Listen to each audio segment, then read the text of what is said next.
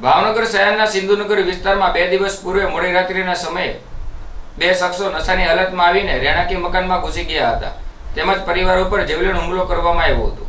આ બનાવ બનતા ઘોઘરવાડ પોલીસે 2 ઇસમોને ઝડપી લઈ ધોરણસરની કાર્યવાહી હાથ ધરી હતી। ભાવનગર શહેરમાં સિંધુનગર વિસ્તારમાં રહેતા સોનાબેન ચોઈથાણીના ઘરે મોડી રાત્રિના પ્રેમ સંબંધની દાજ રાખી પિંગો જોગી અને ગજાણીઓ શખ્સ નશાની હાલતમાં આવીને ઘરમાં ઘૂસી હથિયારો વડે હુમલો કરવામાં આવ્યો હતો। આરોપીઓ ઘરમાં ઘૂસી વંશિકા સોનાબેન અને નરેશભાઈ ઉપર ધાર્યું તથા ધોકા વડે હુમલો કર્યો હોવાનું સામે પણ આવ્યું હતું।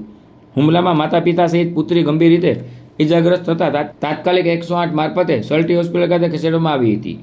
ઘટનાની જાણ થતાં જ ઘોઘરવાડ પોલીસે તાત્કાલિક સ્થળે દોડી ગઈ આવી તપાસ હાથ ધરી હતી। સમગ્ર મામલે ફરિયાદ નોંધાવતા ઘોઘરવાડ પોલીસે આનંદનગર વિસ્તારમાં રહેતા પિંગો મહેશભાઈ જોગી અને પરેશ જોગીને ઝડપી લઈ ધોરણસરની કાર્યવાહી હાથ ધરી હતી।